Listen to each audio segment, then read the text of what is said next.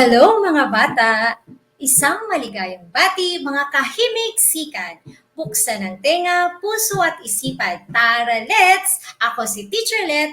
Halina't lakbayin natin ang mundo ng himig-sikan. Dito lang sa Musika 6 para sa mga mag-aaral ng paitang ani. O, huwag mag-let go at siguradong mapapainda ka sa pagkatuto. Ano? Let's go? Pero bago yan, hahayaan niyo muna akong handugan kayo ng isang awitin.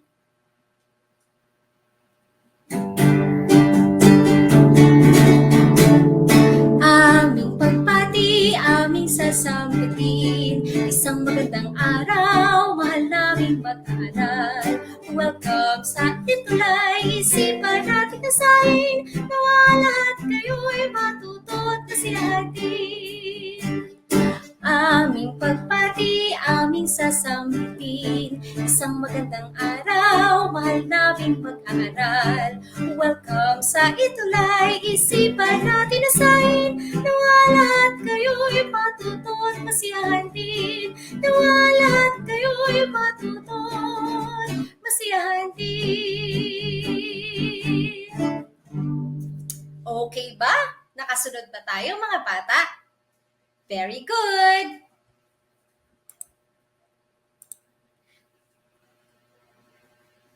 Okay, tayo ngayon ay nasa Musika 6, Quarter 2, Module 1. Melodies in C major, G major, and F major.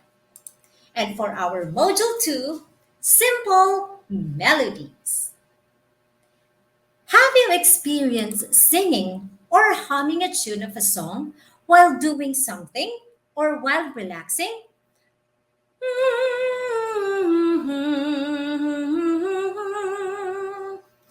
This tune that you hum or sing is called a melody. Melody is one of the elements of music.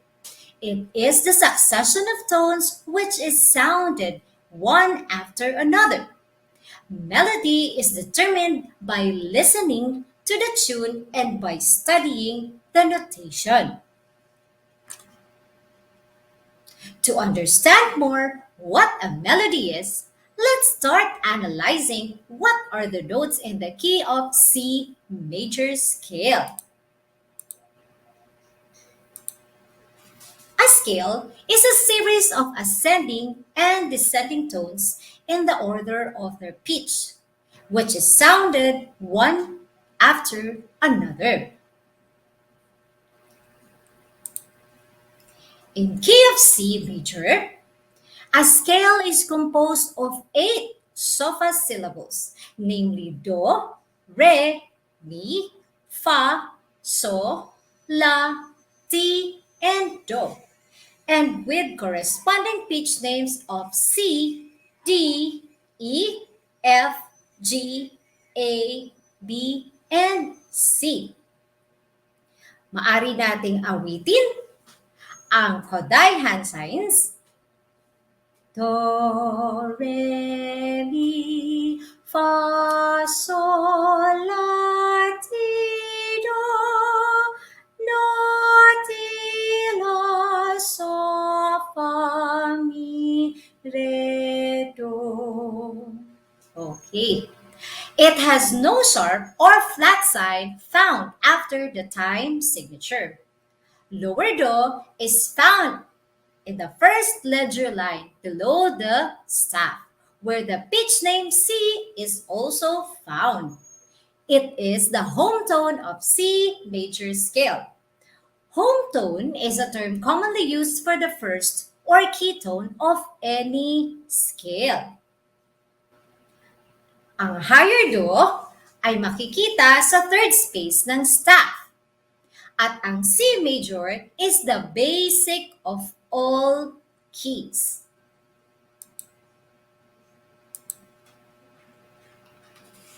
Tandaan na walang flat sign or sharp sign sa C major. Now, the first major scale in the sharp keys is the key of G major, which has one sharp found on the fifth line of the staff or the F line. It means that all notes falling on the F line and on the F space are affected or made a half step higher. The G scale has 8 SOFA syllables: So, La, Ti, Do, Re, Mi, Fa sharp, and So, with corresponding pitch names G, A, B, C, D, F sharp, and G. It starts with So and ends with So. Remember that the Fa or the F has now a sharp. Tandaan natin, ang sharp ay ginagamit pampataas ng isang semitone.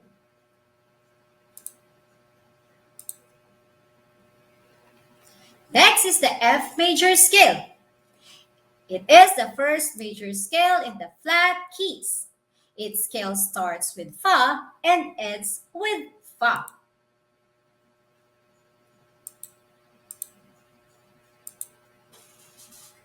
Key of F major scale has one flat sign located on the third line of the staff or in the B line.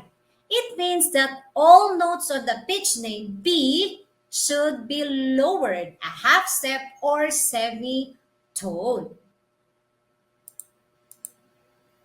The F scale has 8 SOFA syllables, namely Fa, So, La, Ti, flat, Do, Re, Mi, Fa, with corresponding pitch names F, G, A, B flat, C, D, and F.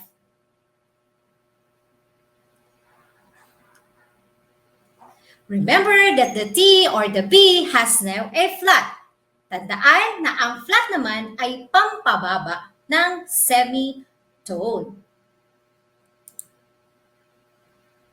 Melody also have different movements and directions. Ang tawag natin dito ay melodic direction. The movement of tones may go up and down or in ascending and descending manner, in steps and by skips.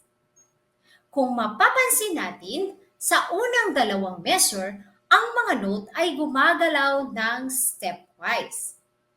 When notes are moving up or down the staff without skipping a line or space, the movement is said to be in a stepwise movement.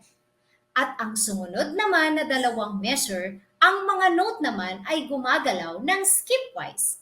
When notes move in a wider distance going up or down the staff, its movement is said to be in a skipwise movement.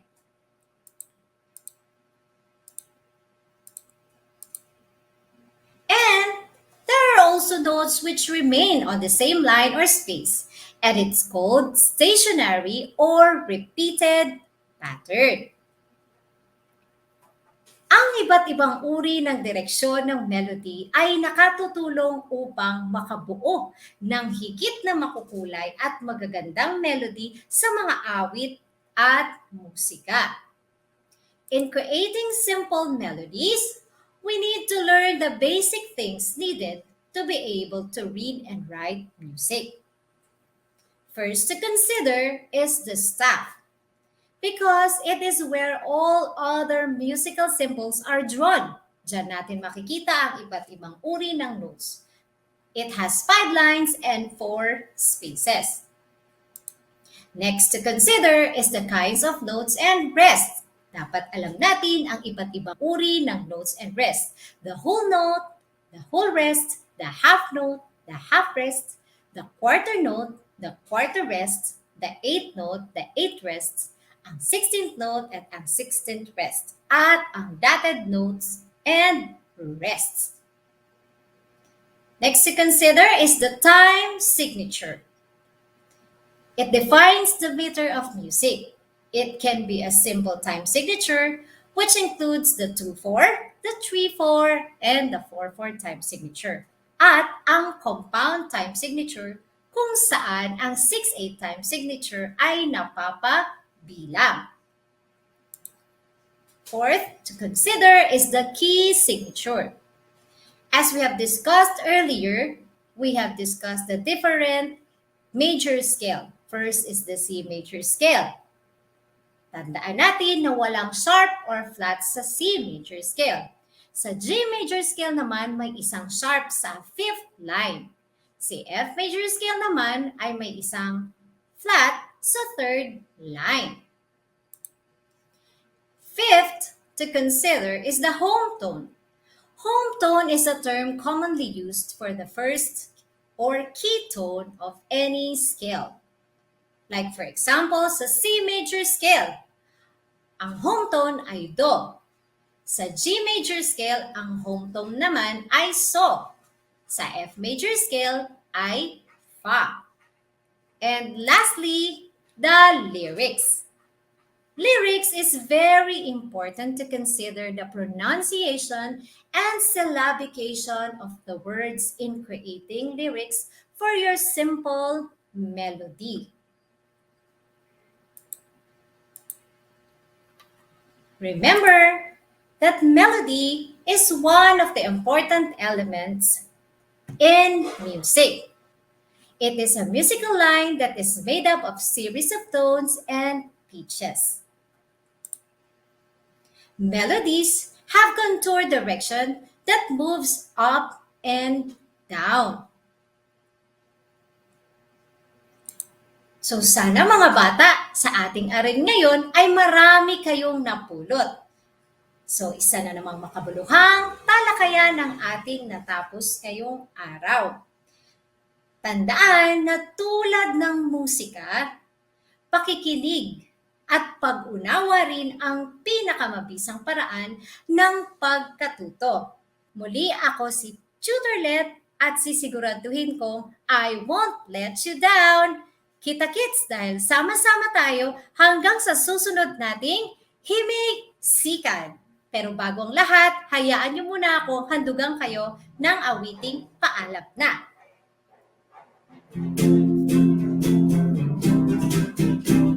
Paalam na, hanggang sa muli. Paalam na, hanggang sa muli. O wag aalis mga bata dahil susunod na ang ating art terrific tutor na si Tutor Jojo. Muli, paalam! Hello, hi and mabuhay! Magandang buhay sa ating lahat. Ako, si Tutor Jojo, ang magbibigay sa inyo ng isang art-amazing and art-fabulous Art Day. Ngayong araw na ito ay ang ating Quarter 2, Week 1 sa Art 6. At ang ating paksa ay Digital Painting and its Elements and Principles. Handa na ba kayo? Ako handang-handa na. At dahil handa na tayo, now, it's your time, it's my time, it's our time, it's art's time. Mahilig ba kayong gumuhit?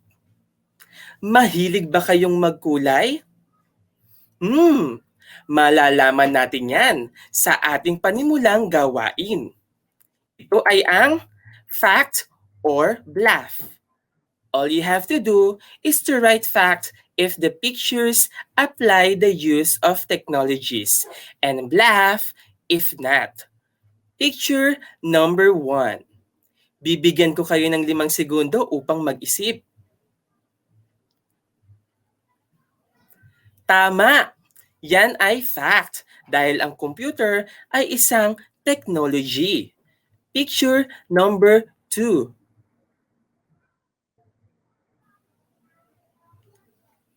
Tama! Yan ay bluff dahil ang crayon ay hindi technology. Picture number 3. Tumpak! Yan ay fact dahil ang mouse ay isang klasing technology. Picture number 4. Tama, yan ay bluff dahil ang brush ay hindi technology. Ang mga larawan na inyong nakita ay mga larawan na ginagamit natin sa pagguhit at pagkulay. May dalawang pamamaraan ng pagguhit o pagpinta. Ito ay tinatawag na traditional painting and digital painting. Ano nga ba ang pagkakaiba ng dalawang pamamaraan na iyan? Ang traditional painting ay ginagamitan ng aktwal na materyales o kagamitan, gaya ng crayon, oil pastel, watercolor, at iba pa. Ano naman ang digital painting? Digital painting is an emerging art form in which traditional painting techniques such as watercolor, oils, impasto, etc. are applied using digital tools by means of a computer, a graphic tablet, and software. Ang digital painting, ito po ay yung makabagong teknolohiya gaya ng computer, smartphones, tablet, o laptop. May mga advantages ang paggamit ng digital painting. Ito ay ang mga sumusunod. Una, mistakes and errors are much easier to correct. Gamit ang digital painting, napakadaling itama ang pagkakamali kapag tayo ay guguhit. Ikalawa, less messy and more organized work environment. Hindi ito makalat sapagkat ang tanging gagamitin mo lang ay technology or gadgets. Colors do not fade and brushes will never be shabby. Sapagkat ito ay technology and digital, anumang materials ang gamitin natin sa pagpaint, hinding-hindi masisira gaya ng mga brush. Stages and versions can be accessed and retrieved anytime. Ano man ang magawa natin na artwork, maaari natin itong isave at balikan kahit kailan natin gusto. Digital painting is also transferable and printable. Easier distribution and reproduction of works to interested clients and parties. Kapag may mga manonood ka o mga taong may gusto ng iyong artwork, maaari mong ibigay o ibenta sa kanila ito. Easier duplication of works, ideal for working with clients. Less costly since one does not need to buy art materials when they run out. Look and observe the two pictures. Picture number 1 and picture number 2. What can you say about those pictures? Correct. Picture number 1 is a traditional painting, while picture number 2 is a digital painting. Kahit anong painting o artwork, kinakailangan makita ang elements or principles of arts. Ito ay ang mga colors, shapes, lines, pattern, value, contrast, texture, rhythm, or form. Ngayon naman, ating tignan ano-ano ba ang mga elements and principles of arts. Now, let's proceed first to elements of arts. Line. Line is the mark with greater length than width. This is the example of painting that has lines. The examples of lines are straight line, diagonal line, vertical line, horizontal line, and many more. Next, we have shape. Shape is the closed line. Shapes are flat and can express length and width. This is the example of painting that has shapes. The example of shapes are triangle, heart, star, circle, rectangle, square, and many more. Next, we have color. Color is light reflected off objects. And this is the example of painting that has colors. The example of colors are red, yellow, orange, green, and many more. Next is forms. Forms are three-dimensional shapes expressing length, width, and depth. And this is the example of painting that has forms. Texture. Texture is the surface quality that can be seen and felt. And this is the example of texture. The example of textures are rough, soft, and many more. And now, let us proceed to principles of arts. First, we have balance. Balance is the distribution of visual weight of objects, colors, texture, and space. And this is the example of painting that has balance. Next, we have emphasis. Emphasis is part of the design that catches the viewer's attention. The area will be different in size, color, texture, shape, and many more. And this is also the example of emphasis. Next, we have movement. Movement is the path the viewer's eye takes through the artwork, often to focal areas. This is the example of painting that has movement. Usually, ito po ay yung mga optical illusions na sa unang tingin parang gumagalaw ng mga images o imahe. Next, we have pattern. Pattern is the repetition of an object or symbol all over the artwork. And this is the example of artwork that has pattern. Ang pattern po ay mayroong pag-uulit-ulit ng mga disenyo.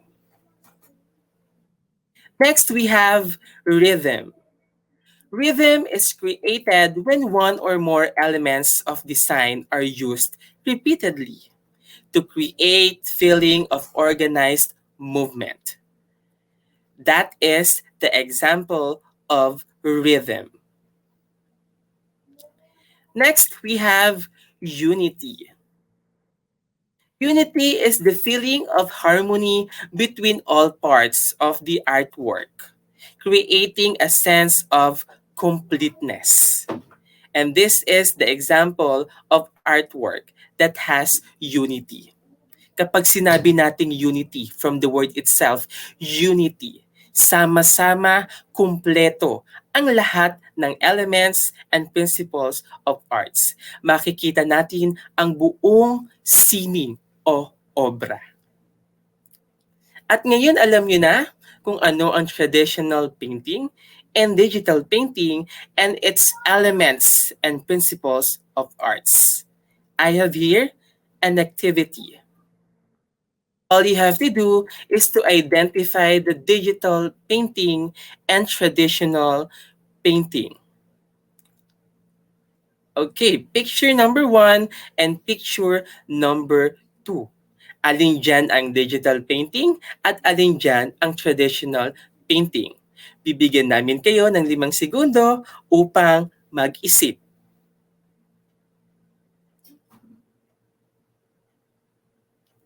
Tama! Picture number 1 is a traditional painting, while picture number 2 is a digital painting. Tignan ninyong maigi ang pagkakaiba nila. Ngunit sa unang tingin, parang parehas silang painting. Parang pare silang traditional painting. But ang pagkakaiba nila, ang picture number 2 ay ginamitan ng technology, while picture number 1 ay ginamitan ng aktwal na materyales gaya ng watercolor or poster paint. Next, alin naman dyan ang digital painting at traditional painting? Tama! Picture number 1 is a traditional painting, while picture number 2 is a digital painting. Nagtataka ba kayo kung sino ang nasa larawan? Ako din ay nagtataka. Sino nga ba ang nasa larawan?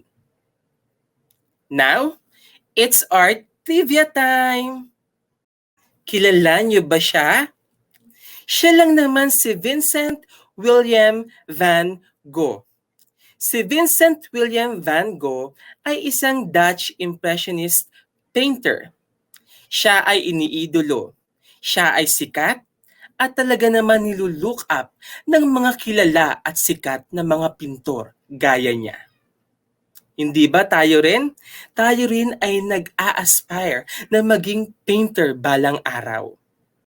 Siya ay maaari nating gawing inspirasyon sa ating pangarap na maging isang sikat na pintor. Another trivia mga bata. Nakikita niyo ba ang traditional painting? Yan ay aktwal na pinta ni Vincent William van Gogh. Hindi ba napakahusay? Yes! At dahil alam niyo na kung ano ang traditional painting at digital painting, pati na rin ang elements and principles of arts. Ngayon naman, tuturuan ko kayo ng isang warm-up. Hindi ba kapag tayo ay gumuguhit, kapag tayo ay nagdo-drawing, o kapag tayo ay nagpe-painting, madaling mangawit ang ating mga kamay at mga daliri. Para maiwasan ang mga karamdaman na iyan, tuturuan ko kayo ng 3 steps lamang. Una, yan, ipakita muna natin ang ating mga palad at mga daliri. Yan, una, galaw-galaw muna natin ang mga daliri natin at mga palad, gaya nito. Yan, bumilan lang tayo ng 10. 1, 2, 3, 4, 5, 6, 7, 8, 9, 10. Pagkatapos niyan, magko-close and open tayo. Ayan, para tayong mga baby. Close and open, makakatulong to para hindi madaling mamanhid ang ating mga daliri. 1, 2, 3, 4, 5, 6, 7, 8, 9, 10. Ngayon naman, ipipress naman natin ang mga daliri natin. Ang pagpress ng mga daliri ay makakatulong yan para maiwasan ang tensyon at ang pamamanhid ng kamay habang tayo ay gumuguhit.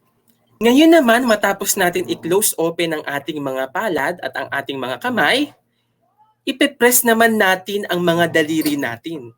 Ang pag-press ng mga daliri ay makakatulong upang maiwasan ang tensyon at pamamanhid ng mga daliri at kamay habang tayo ay gumuguhit o nagpipaint. Okay, unahin po muna natin ang kanang kamay. Press lang, magbilang lang tayo ng 3 seconds. 1, 2, 3. 1, 2, 3. 1, 2, 3. 1, 2, 3. 1, 2, 3. Kabilang kamay. 1, 2, 3.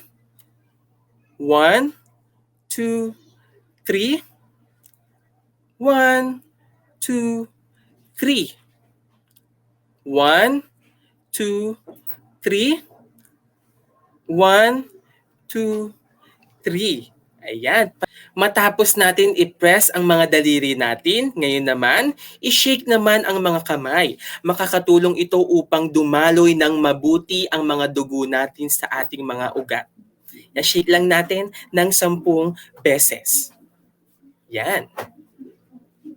Okay, ang mga warm-up steps na yan ay maaari natin gamitin bago at pagkatapos nating mag-drawing o mag-paint. At dahil alam na natin ang traditional painting at digital painting, pati na rin ang elements and principles of arts. Tandaan natin mga bata, art elements and principles should be applied in traditional arts and digital arts. Sa kahit anong obra, sa kahit anong drawing, sa kahit anong painting, kinakailangan na makita ang elements and principles of arts. Dahil sa elements and principles of arts, makikita mo na perpekto at maganda ang iyong obra. Maraming salamat sa aktibo ninyong pakikiisa mga bata. Muli, ako si Tutor Jojo na nagsasabing ang buhay ay magniningning kung mamahalin ang sining. Hanggang sa muli, paalam!